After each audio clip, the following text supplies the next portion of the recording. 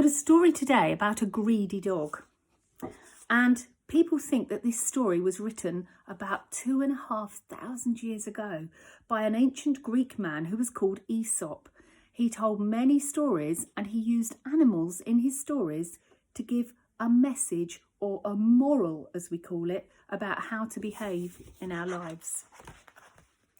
Well, there's the greedy dog with a bone in his mouth.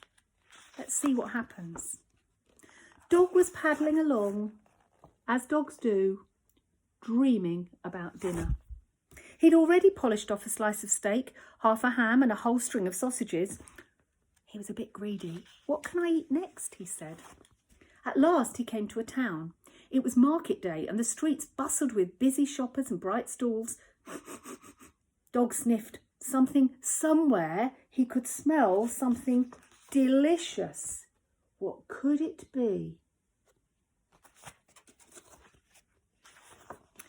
Oh, look at that big juicy bone, he drawled. He could almost taste it already. The butcher was busy selling sausages and no one noticed Greedy Dog. Slowly, silently, he crept closer and closer and closer until... Snap! His teeth closed around the bone. He bounced away before anyone could stop him. Soon the town was far behind. I'm so clever, he thought, and he wagged his tail with delight. Now I have my bone to eat, he thought. I just need something to drink. His path ran past a rippling river. That water looks good, thought the dog, as he looked down into it, holding onto his bone tightly. Dog paddled over to the water's edge and he peered down. And he saw another dog gazing back at him. What was more, the other dog had a bone too.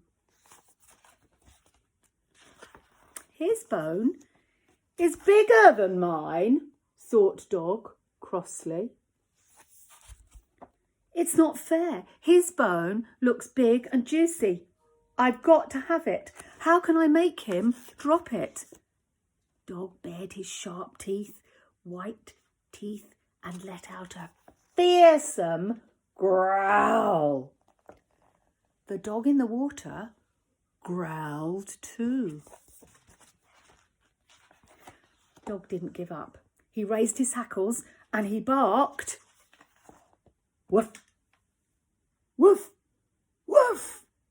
And on his loudest bark, his big beautiful bone dropped out of his mouth and fell. And ripples spread across the surface of the river. The other dog vanished. And so did the bone. Whined Dog. He reached after it, but the water was too deep. His bone had shrunk. That's my dog listening to the story. His bone had shrunk without a trace. Too late, Dog realised there was no dog in the water. There was no other bone. He'd been jealous of his own reflection. Silly me, he sighed. I should have been happy with what I had. Molly, come on. See if I can show you our dog. Molly. He's just barking at something else.